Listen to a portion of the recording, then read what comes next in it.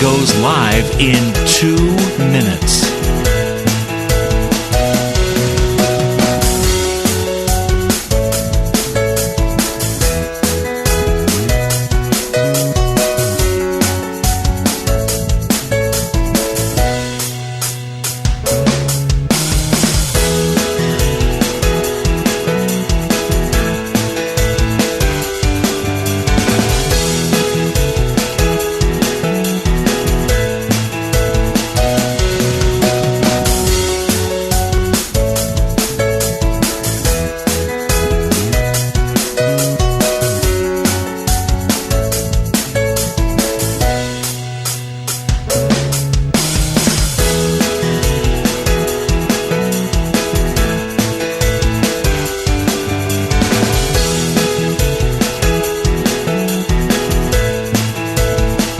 Lynn Cullen live in 1 minute.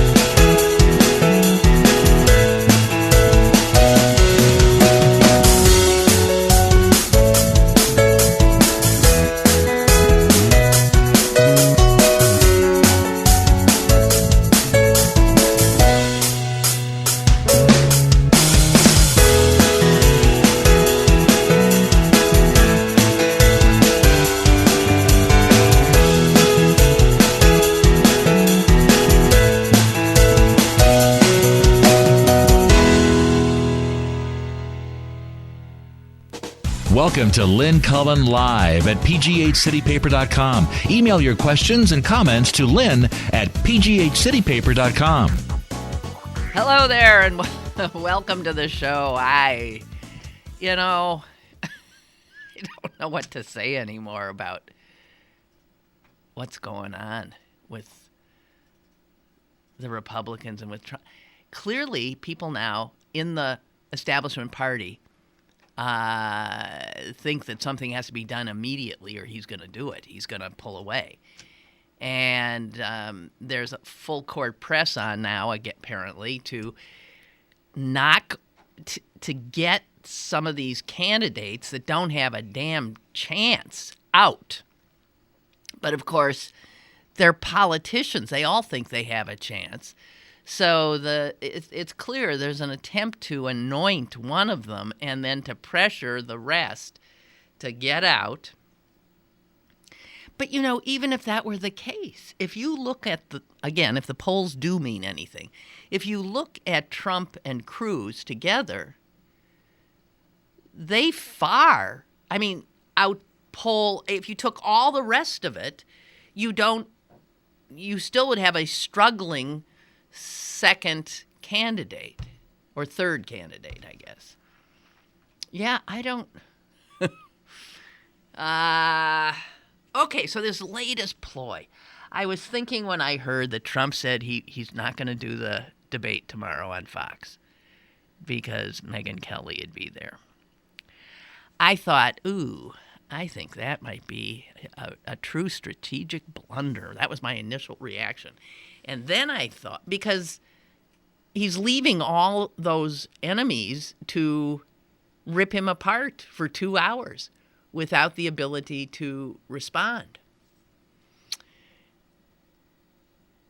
But the more I thought about it, I thought, don't underestimate Donald Trump's strategic abilities here to appeal to his base and to play this game he's playing so masterfully, which is a game about attracting people, whether television viewers or voters, but attracting constant attention.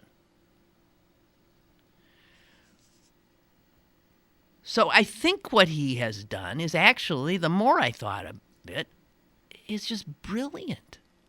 Just brilliant.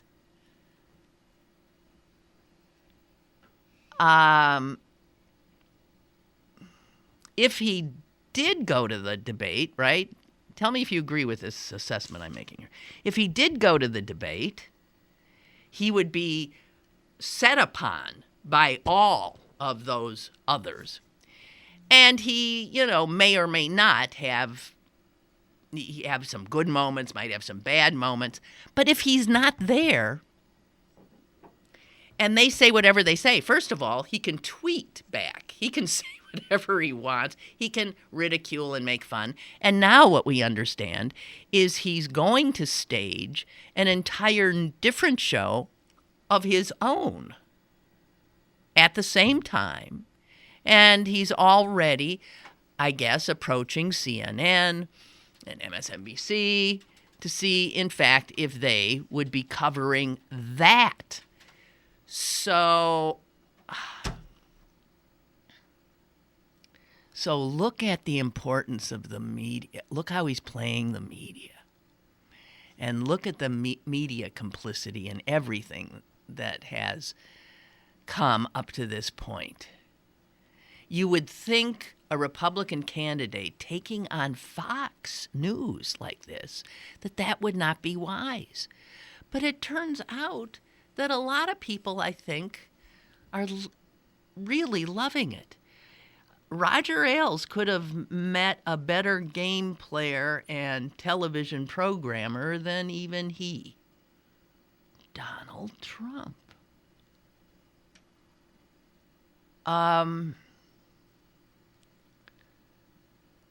Well, say you're running CNN. Would you not carry Donald's? I assume they are. They're going to cover Donald. They can't cover the Fox debate, nor would they. So while the Fox debate's going on without their main drawing card, Donald Trump, and if the main drawing card is appearing on another station, it'll be interesting to see the ratings. It'll be interesting to see. And quite clearly, Fox is going to take a ratings hit without him, and advertisers who bought advertising on that debate tomorrow, assuming a large audience, are going to be grumbling that they bought a product that now has been altered in such a way that, they want some money back. They're not going to get the audience they wanted.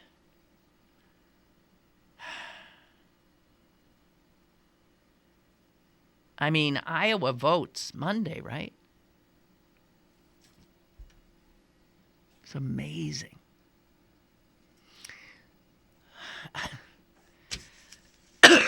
Excuse me.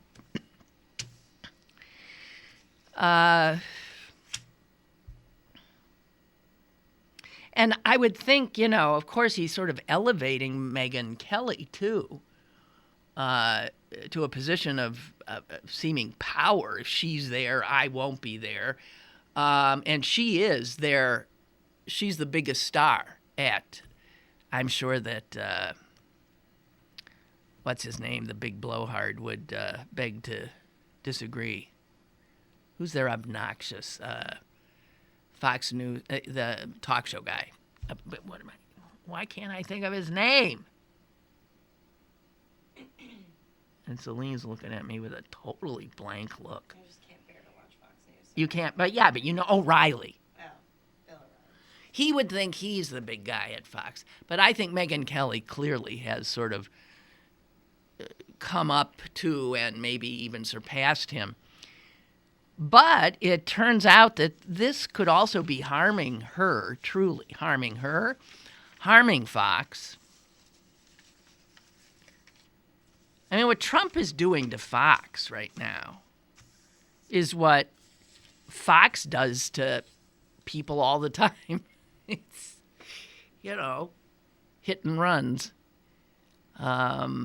Facts don't matter. Just get done what you need to get done and draw attention to yourself. And he really, I'm starting to think the guy is brilliant at it. Wow. Guys, Donald Trump.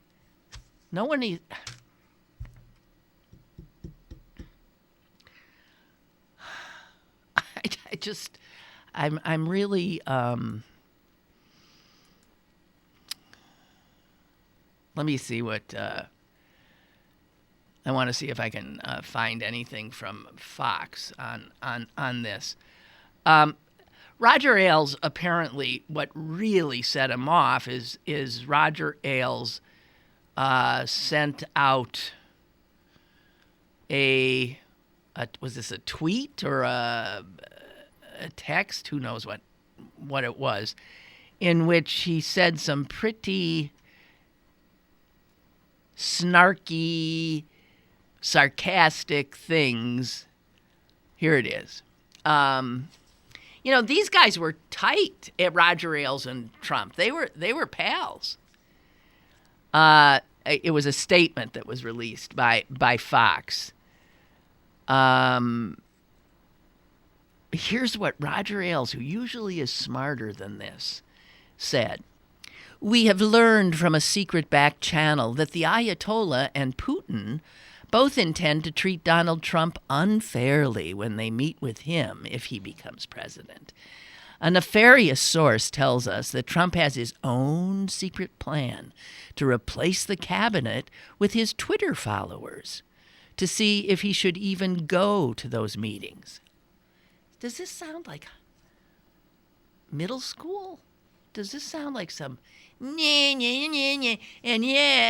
I just Trump, of course, goes, you big bully, and he released a statement saying, I don't know what games Roger Ailes is playing.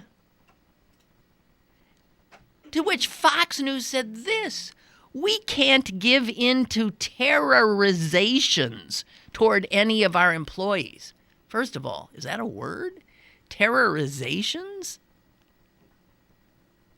So now they're calling Trump a terrorist, essentially. Do you want to hear what Jezebel has to say about it? What Jezebel? Sure. Yeah. Give me somebody else's point of view. Witty Okay, tone. this is from Jezebel.com or whatever it is, yeah.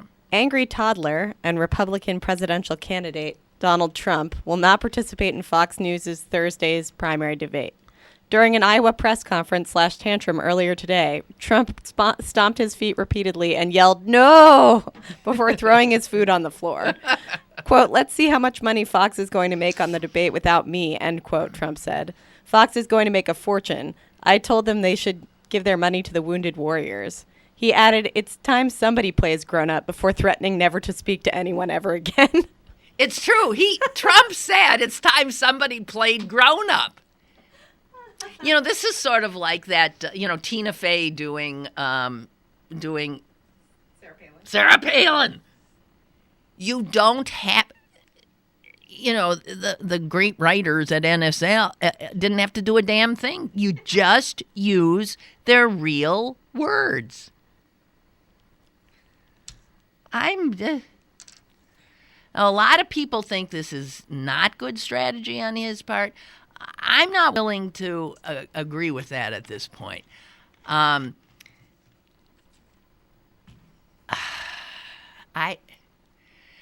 think without Trump there, you know what's going to happen?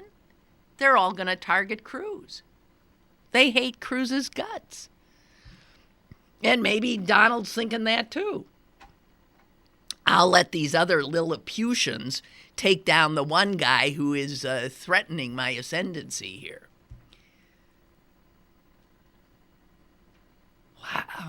Wow.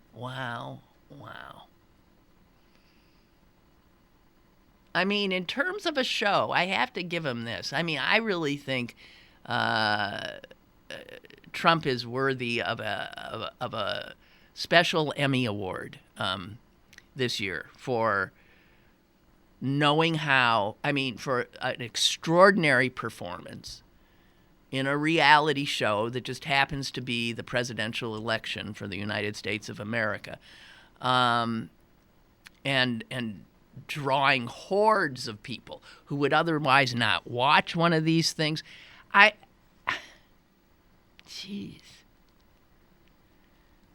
think more people are inclined to watch him than watch these other, as I said, Lilliputians and the noxious Ted Cruz.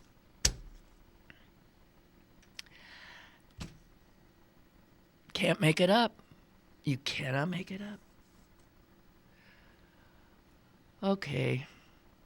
There was an obit I saw the other day, and I didn't share it with you. I'll share it with you now because this is so far removed from my ken. No one uses that word. Do you know what it means? Yeah, it's like your My understanding? K-E-N, ken. your wheelhouse. My wheelhouse? Yeah, right? Yeah, ken. This is so far removed from how I mean, somebody who has lived a life like I'm about to share with you, I can't even, what do they say? The dictionary definition. The dictionary definition of ken is one's range of knowledge or sight. yeah, Wheelhouse, yeah. yeah, understanding, yeah. What I know, yeah. I can't even relate because this is the obit, and maybe you've seen it. Henry Worsley. No, he was a Brit, and his profession was adventurer. Now you think, yeah, what does that mean? Somebody who does risky things? Yeah.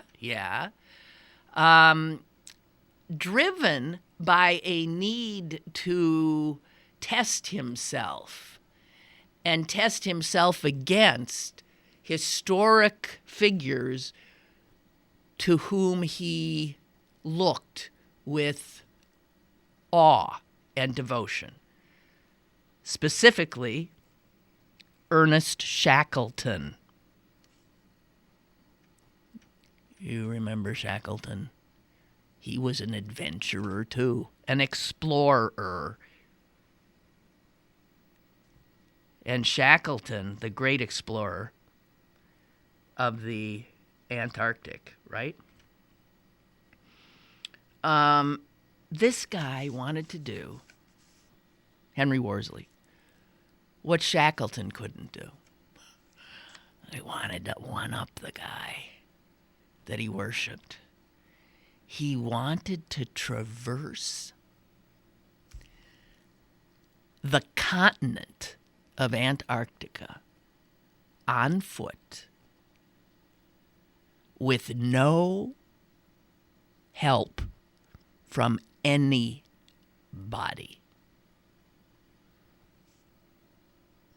No help from anybody. He wanted to be the first person to cross that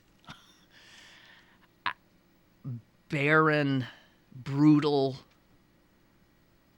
distance on foot. He almost made it. He was, get this, 30 miles short of his destination. We're talking traversing that entire continent, walking, and he was 30 miles short. And he couldn't go on. Now, others have crossed Antarctica, alone. And even one person unsupported, no food drops, nobody. And that was a Norwegian. But he was using a kite he was using wind power to power his sled. And Worsley would have none of that. All power would be his own. In 2012, a British woman skied alone across Antarctica, but She, in the course of her amazing adventure, had 2 supply drops where people dropped her food and whatever else. So he's going to try to do what no one else has ever done, and he began this in November. Temperatures 40 degrees below zero, mountains to climb. The elevation through much of it is 9,000 feet above sea level, which means that the air is not as oxygenated as we are certainly used to. Brutal winds. On January 31st, Worsley gets to the South Pole. Halfway there. And there are people at the South Pole, of course. And he was greeted by these people, the first people he had seen since he started the trek. And he had to resist taking anything from them but their hugs and their encouragement. He took no food from them. He took no water. He took no supplies.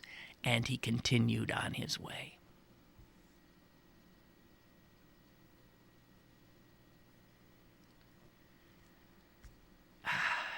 He wrote in a diary every day about how his mood was, about what he was enduring, what he had encountered. And 30 miles short of his goal, he had to transmit via satellite telephone that he couldn't go on, and could someone please come and get him? So they did, and he was airlifted out. Their assumption was that he was suffering from hypothermia and some other obvious kinds of exhaustion, dehydration. He was put in a hospital in Chile, and it turned out he had peritonitis, and he was dead days later. 55 years old. 55 years old.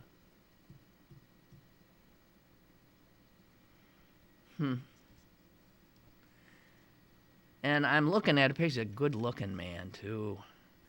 Why do people test themselves like that? I don't have that desire. First of all, I know I'd flunk. But, wow. Put your life at risk to do something no one else had ever done. Is that hubris? Yeah? Or is it a mere I don't understand the personality. I do not. I have a friend who has this personality, is an extreme fitness racer, rappeller, canoer, huh? An ultra runner? A what? Ultra runner? Ultra runner, all that and more. I mean, I forget exactly what it's called.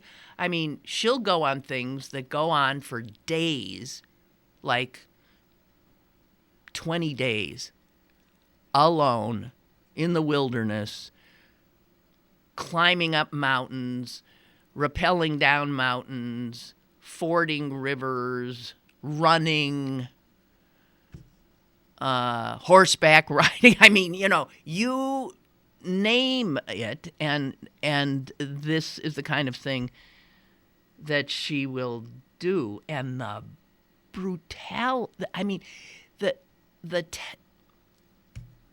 what that does to their bodies is just amazing. Her feet ripped up. I mean, they keep going. They keep going. Why? Don't understand it. She's addicted to it.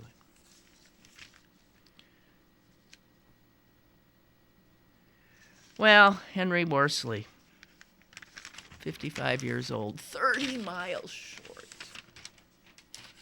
Can you imagine how exhausted a man like him would have had to have been to know he was that close and to know I can literally not put one foot in front of the other anymore, and to accept that defeat? Oh. And then to die of something totally unrelated like days later. Okay, I got your emails, guys, and let me go to them. Chuck writes, after hearing about Trump pulling out of the debate, citing Megyn Kelly as the reason, I turned on Megyn Kelly's show. First, let me say, I cannot stand her, and I'm not sure I could name a TV personality that I dislike more. Really? Really? Jeez, I can think of a lot. Anyway, I watched her and found a very humbled and subdued Megyn Kelly, which I think was an act. You acted? What? Like she was visibly bothered by this, but seemed to perk up when she read a statement by Roger Ailes supporting her and guaranteeing that she would be hosting the debate. I think my take on Megyn Kelly is, I think actually for the people at Fox, she's pretty good. Believe me, I mean, in terms of her ability to do the job that she has to do, to be in charge of things, to deliver news, to be on top of stuff. I think she's pretty, the little I've seen, I think she's pretty good. But this has to be making her uncomfortable. And if Donald Trump gets the nomination, how does Fox News cover this? That's the Republican nominee. And they're not even on speaking terms? Fox News with the Republican nominee? I've always wondered who could take down Fox News and Roger Ailes. My God, if it turns out to be Donald Trump, God bless him, I'll vote for him. I didn't mean that. Also, Ansel writes, first, these debates are not debates. I am surprised this is the first time that a candidate refused to participate, because I've often wondered why they would subject themselves to this. These debates are nothing but an ill-produced reality show. What ain't? Even reality isn't, it seems to be a badly produced reality show. And it's worthless to the voter. This is the first time I've applauded Trump. There are too many debates anyway. Secondly, my prediction. Cruz will bow out after losing Iowa, New Hampshire, and South Carolina. And then Trump will self-destruct, leaving us with Rubio. It will be a Rubio-Hillary election, and Sanders will be her running mate. Oh, Ansel. How can anybody... See, okay, how can you be sure? I don't see Cruz bowing out of anything. And I sure as hell don't see Hillary putting Sanders on the ticket. But then, what the hell do I know? I know no more than you know. We are all geniuses in this together. We don't have a clue. And neither do the geniuses. So there you go. And then Milton wants to talk about, yes, something I also noted. And in the New York Times today, it's about the death of a football player. And you probably know where I'm going. Yes. They looked at his brain. Yes. It was riddled with CTE. But here's the part of it that's so shocking. He was 27 years old.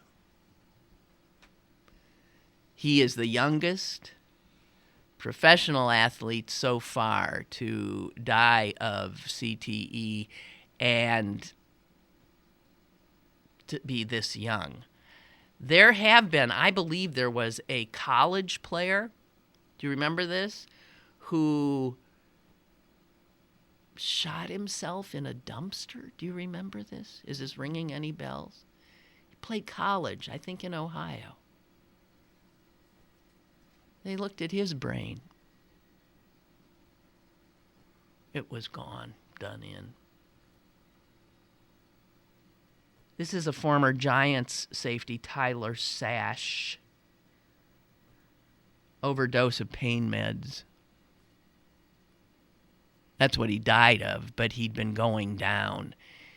His family said they just didn't even recognize him anymore, didn't recognize his personality, didn't recognize anything about him. He was someone else, a tortured soul. Dead at 27.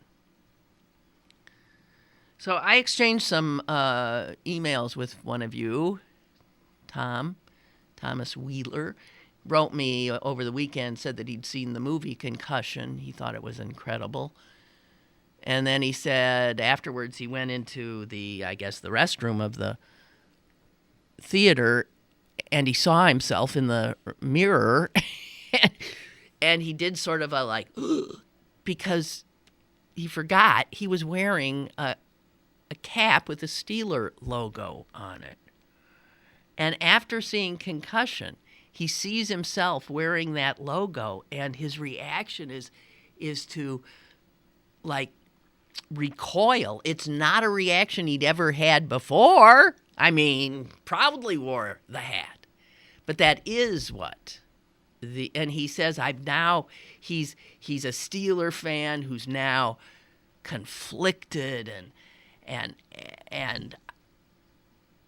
I think anyone who has the knowledge of what is happening to these players, and I think that would be all of us, we have now, whether we want it or not, an extremely complicated relationship with our beloved team. It's pretty hard to cheer Antonio Brown and all these young, wondrous beings with the knowledge that you're watching them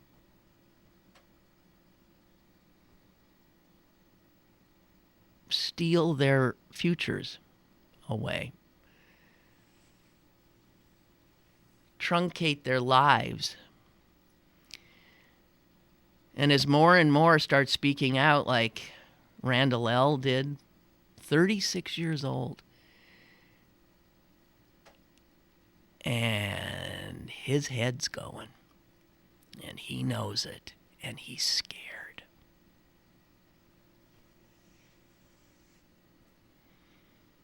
And then I always hear people say, well, they chose to do it, and they get paid a lot of money. How much money would you take to, as Randall L. said, essentially be in a car wreck once a week and know that your brain might be gone by the time you're 40 or sooner, and that you won't live to see grandchildren or maybe even your children grow up? There a price you put on that? If you're a 20-year-old guy and you're immortal, because all 20-year-olds are, and that just doesn't, you say, what the hell? But see, what's going to happen is parents are not going to let their kids play this game. Not. Do you know he said he wouldn't? Do you know who said he wouldn't let his kids play the game? Aliquippa's own tough as nails guy, Mike Ditka. Huh? Mike Ditka, former Bear, former coach of the Bears, tough as nails. He said, I wouldn't let my kid play.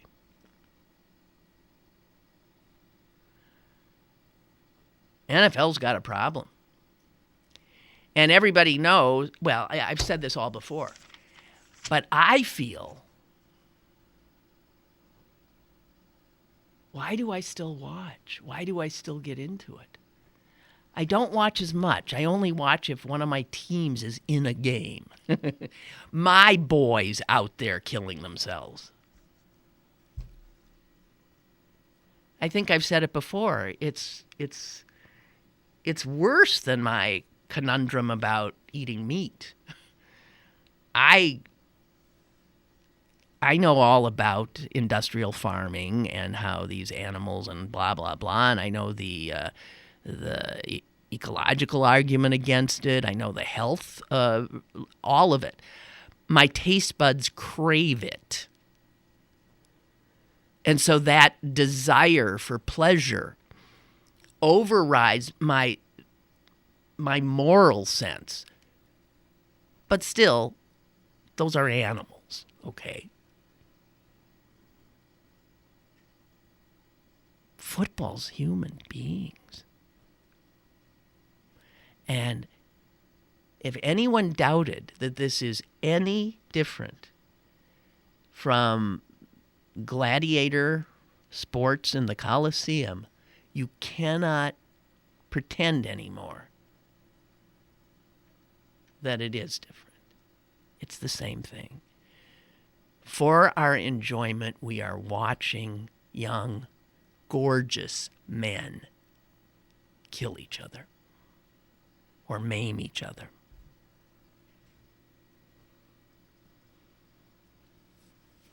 And that's the truth.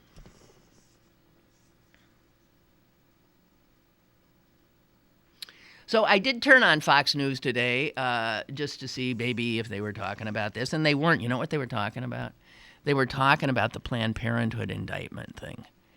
And they were like, and then what they did, of course, is simply stop talking about that reality and start repeating, how could anyone looking at those videos, they just started talking about the videos as if what the videos showed were truth, when in fact the whole thing in front of the grand jury said these things were gotten nefariously and illegally, and then they were put together in a whatever. Beyond belief. They just can't stop. Someone wants my take on this. A senator said, what senator said? No Republicans and Democrats did not magically come together during the weather break and agree on something. Every single person in the room was a woman. Only women showed up to work after the snowstorm, a senator says. I don't know where, so that's all you're giving me. Is that on the at Capitol Hill? The only people who showed up to work were women. Yeah. And what else is new? What is it? It's a CNN story. But I just don't have enough here to be able to share more with you about it. Jesus. Oh, gosh. Okay. So, the Oregon thing. Okay, so these idiots, a bunch of them, in fact, the two leaders, the two Bundy boys, were off the land that they had seized and heading somewhere else, and so the cops stopped, picked them up, and arrested them. Why would they think that wouldn't happen when they left their little compound? But a problem is, and we don't know the details yet, at least I don't, is that in the course of this stop and arrest of, I guess, 5 people, one ended up dead. And so Charlie Pierce, brilliant writer and mind, says, oh, holy hell, they have a martyr now. And he has it, although I guess the police haven't said who was killed. We know the guy who was killed was their spokesman. So the guy that you have seen on TV a lot, Robert Finicum. And 55 years old, cowboy hat. And according to Charlie Pierce, Finicum lately had been talking like a classic case of suicide by cop, a death by grandiosity. And he said, we shall have to see. As we know, things had not been going well for them. They don't have the support they thought they would have. People, frankly, thought they were fools, and it just wasn't going for them. What helps is somebody's death. So there's a martyr for them now. And the people in jail, and all this will probably, it's too bad somebody died, but I got a feeling, my guess will be, when we hear about it, that probably Finicum pulled a gun, suicide by cop, and got himself killed. I don't know.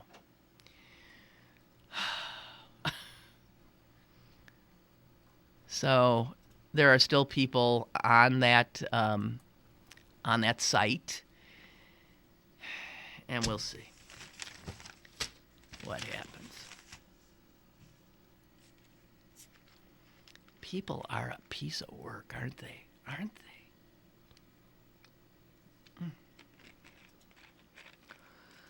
Okay, what else we have?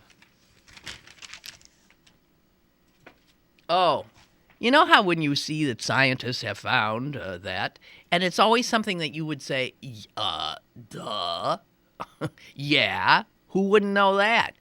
But I guess it is that they scientifically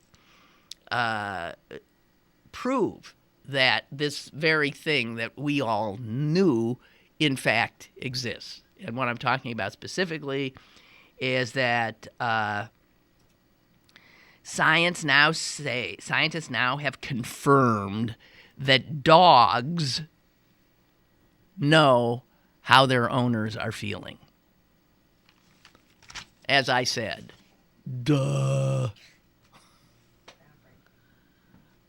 I mean, of course they do. Anyone who's had a dog knows that when you're sad, they know it. They come to you. They often will try in their way to be of comfort. They sure as hell know when you're happy. They know when you're mad.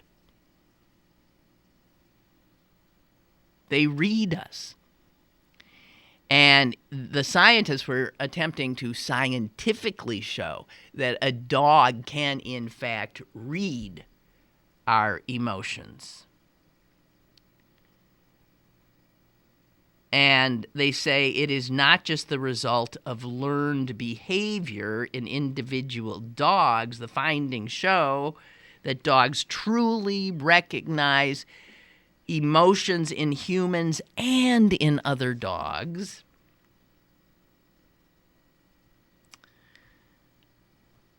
And one of the ways they tested this is they showed the dogs, this I find interesting, they showed the dogs pictures of people and other dogs displaying happy or sad, they also played audio clips of angry voices and happy voices. And it was clear from the dog's behavior, I thought dogs, when they looked at a picture, didn't necessarily see what it was. Do you know what I mean? Do you think when dogs look at a television, they follow the action on it? No. Do they? When they look in a mirror, do they know they're looking at themselves? I'm not so sure they do. Why don't you tell me something like that I don't know?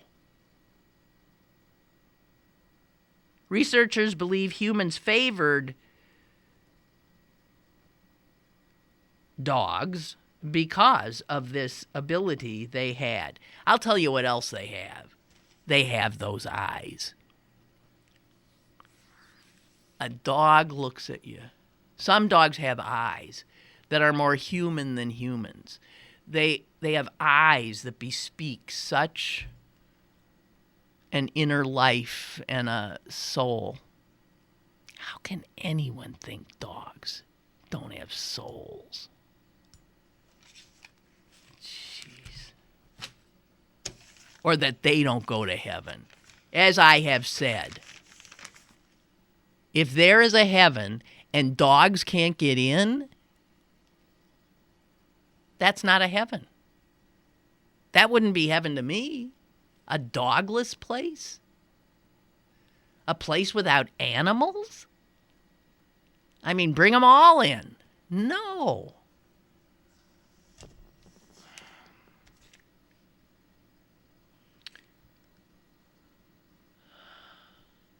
So when does daylight savings time, when does that happen? God, I hope so. Celine says, oh, God, I hope soon. Because that'll mean it spring forward. Okay. It's coming up. Okay. March 13th. There is, guys, a growing feeling that this is stupid, that we got to stop this clock changing. And I'm for that. But what do we go with? Where do we stop it? Do we stop it at daylight savings time or at standard time? Celine goes with daylight savings time. You want more More light later. more light later. But then you get the argument of little children standing at bus stops in the winter, in the dark, in the cold. States are starting to rebel. They are. 21 states have, in the last few years, debated proposals to do it in, get rid of it, to tinker in some way with the time, either making it permanent, daylight savings time, or others seeking to abolish it. So one way or the other, just not having this twice-a-year thingamajig where we all get mixed up and I don't know. People just want to stay on one damn time. I don't see why not. Didn't this initially start because of the war? Which one? World War II? I don't know my history of it. But historically, oh, here it is. Historically, the rationale for daytime savings time, for which Congress set uniform dates in 1966. That's recent. Well, if you're as old as I am. So it wasn't until 66 that Congress set these dates. And the rationale at the time was to conserve energy by adding an hour of sunlight at the end of the day and hopefully reducing use of electricity. That comes from the author of a book called Spring Forward, The Annual Madness of Daylight Savings Time. Also, the business people, chambers of commerce, supported using daylight savings time because having more sunlight in the evening tends to boost customer traffic to retail stores and outdoor businesses. But then again, those pesky scientists have done research that shows that daylight savings time in no way saves energy. So if that were the rationale to start with, and it proves not to be true, then why do we keep doing it?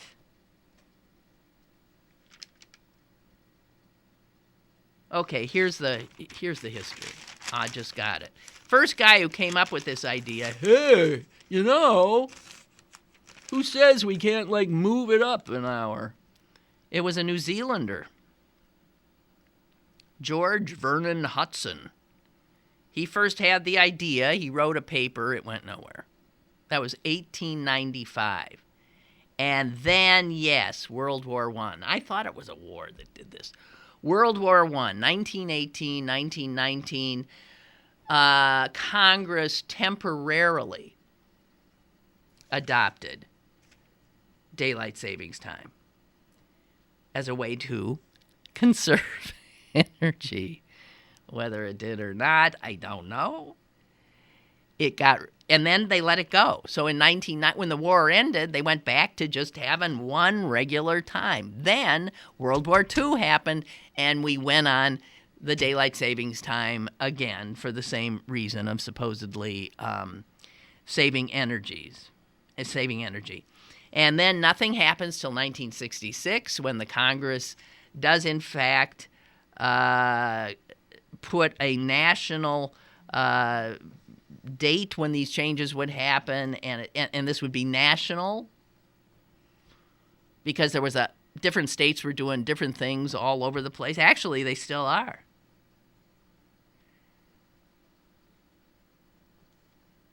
'74 to '75, Congress placed the U.S. on extended daylight saving time in response to the energy crisis.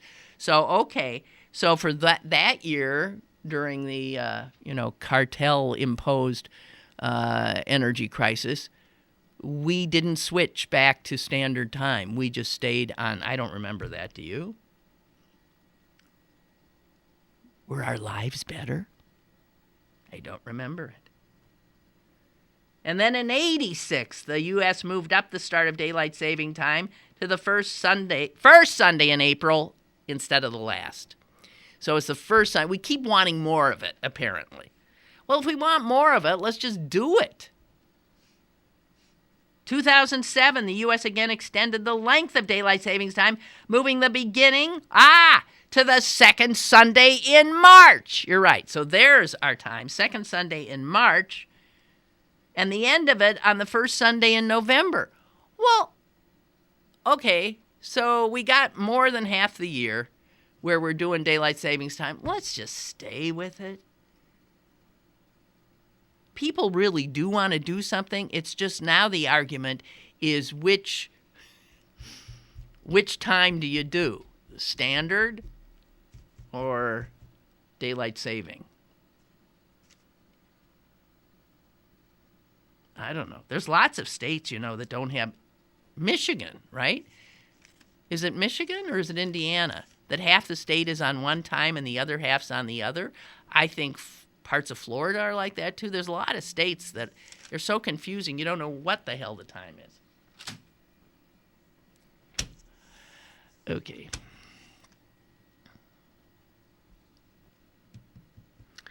So, let me see.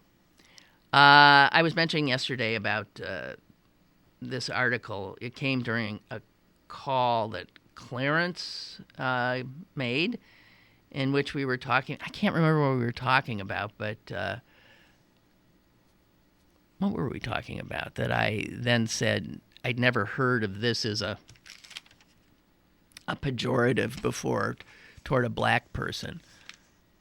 Nigga-Jew. What were we talking about that came up? I always look over to Celine with her more supple brain.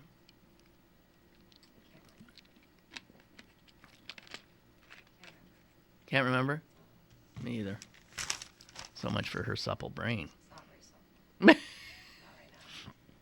So, this is an article about the oil and gas industry around hereabouts in the state, and how, as you know, it provided a lot of jobs, and a lot of those jobs apparently went to backcountry racist types.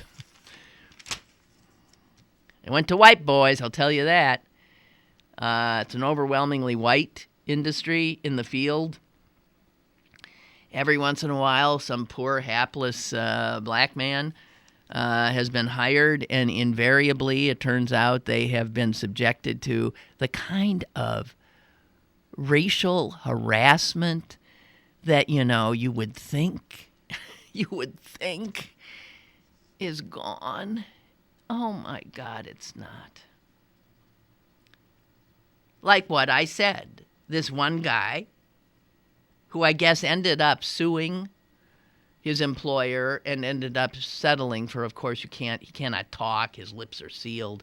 But in testimony, he said, after just 4 months of working there, he had been called boy, he'd been called buckwheat, and he'd been called, this is the one I thought, nigga Jew, Jew, which is, I think it's just a wonderful compilation of the two. You take the two groups that, if you're a white supremacist, those are the two groups you target. Them Jews and them black people. So, I mean, I can think of a few black people who are Jews. I can think of a number of them, actually. And one of them, as you know, is related to the president.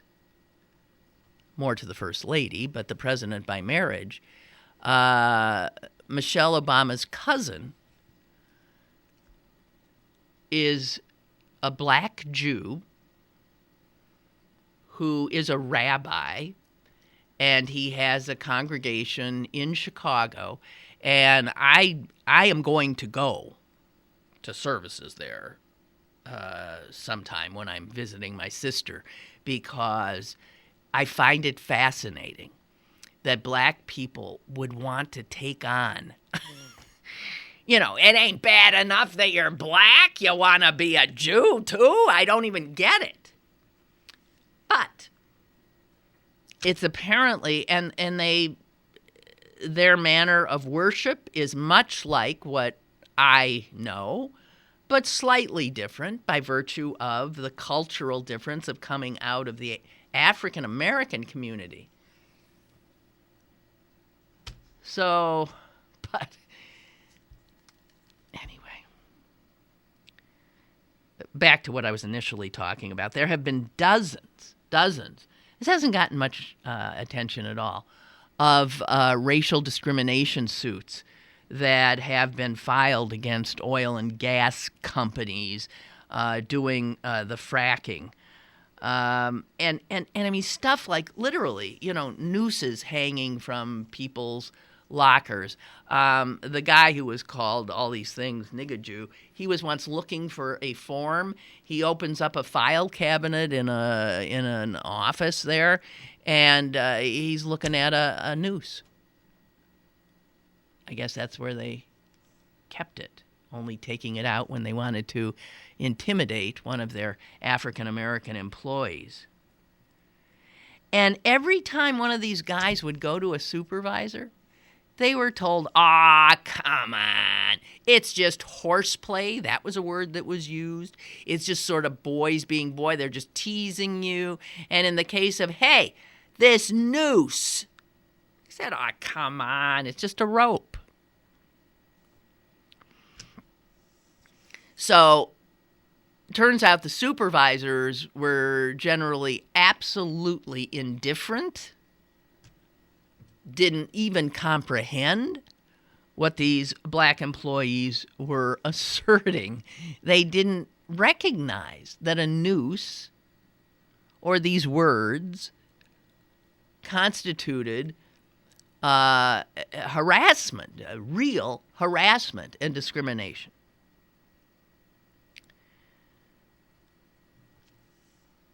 In a lawsuit filed in December, a guy in Bridgeville who worked for a drilling company, get this guy's white. But he made a big mistake. You know what he did? He went and married a Mexican. Oh, yeah, that was it. That's all it took. And so this white guy who went and married a Mexican was subjected to constant racial slurs and remarks about his wife, using racial slurs and suggesting. One of the things that he noted is they were saying, hey, when we want some of that spick enchiladas. Why can't you bring some spick enchiladas from home?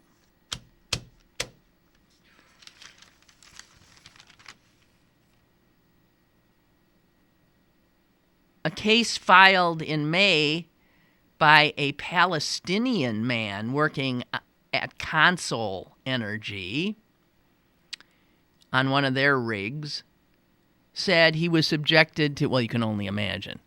He was called Taliban. That was his nickname. He was constantly being referred to as a terrorist. And he said these remarks didn't just come from his fellow workers. They came from the supervisors. Well, if they're coming from the supervisors, I don't think you can expect anything's going to happen if you lodge a complaint then with a supervisor. And here we find out that almost none of these kinds of cases ever made it to any kind of legal adjudication. Because these guys, when they go to work for these people, they sign an employment contract. And we've talked about this before, right? This is how they get rid of class action suits. They sign an employment contract. And I suppose many of you have too, whether you know it or not, that says that if you got a problem with anything going on in the company, you will not adjudicate that problem in court. It will be dealt with in-house. Well, if it's dealt with in-house and the people that are subjecting you to this crap are the very people who would be adjudicating, then nothing happens.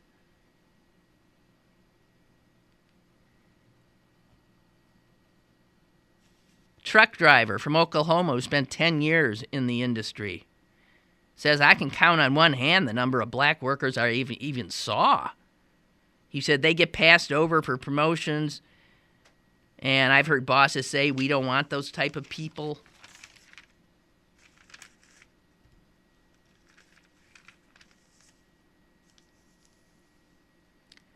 When a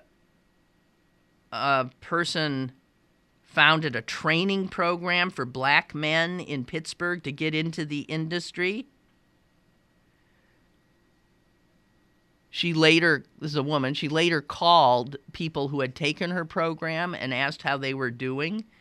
And she said she was shocked to hear that they had been experiencing ridiculous amounts of racism.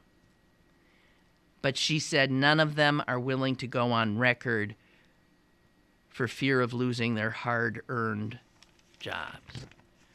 So they tolerate this constant abuse.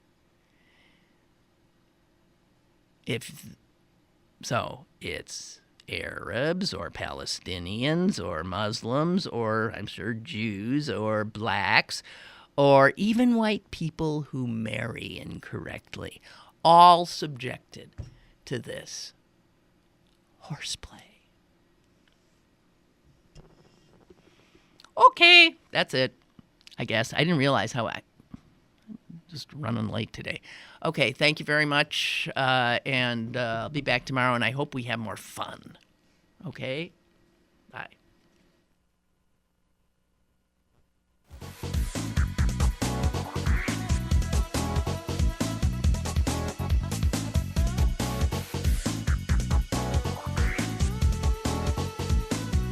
Lynn Cullen Live, Monday through Friday from 10 a.m. to 11 a.m. and archived at pghcitypaper.com. The opinions expressed on Lynn Cullen Live are those of the host and do not necessarily reflect the viewpoints of Pittsburgh City Paper, Steel City Media, and its advertisers.